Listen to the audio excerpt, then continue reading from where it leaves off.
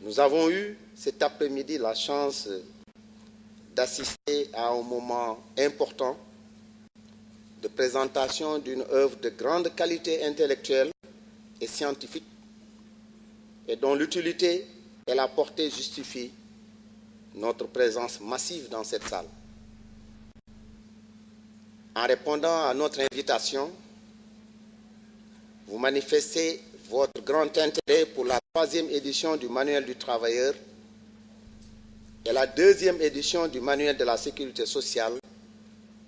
fortement attendue par les théoriciens et les praticiens du droit social que vous êtes.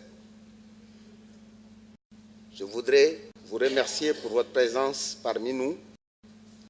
malgré vos importantes charges, et vous exprimer la gratitude du gouvernement et de l'administration du travail pour votre attachement à ces activités de vulgarisation de la législation sociale. La gouvernance des relations professionnelles et de la sécurité sociale,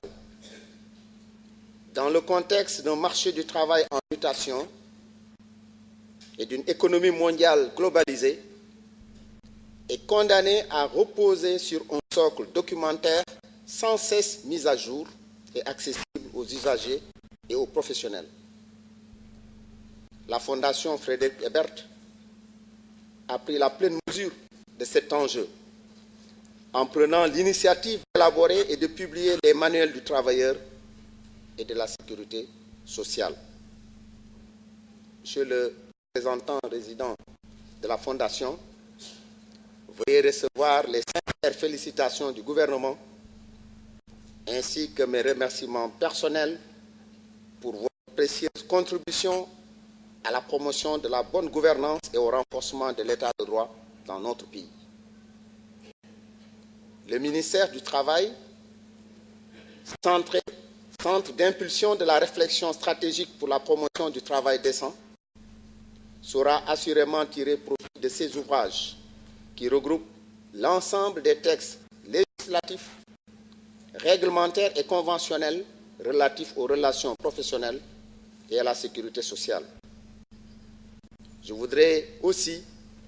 saluer la présence de toutes les composantes du monde du travail, preuve de la bonne santé du tripartisme dans notre pays, attaché aux vertus du dialogue et de la concertation. Il est en effet établi qu'il ne peut y avoir un dialogue social de qualité au service de la stabilité et de l'émergence économique sans des acteurs informés et bien formés, puisque seule la maîtrise des normes et prescriptions peut permettre aux partenaires sociaux d'aboutir à des consensus réalistes et à l'administration de parvenir à des arbitrages moins controversés. C'est de là que vient l'importance de mon département, que mon département accorde à la formation des ressources humaines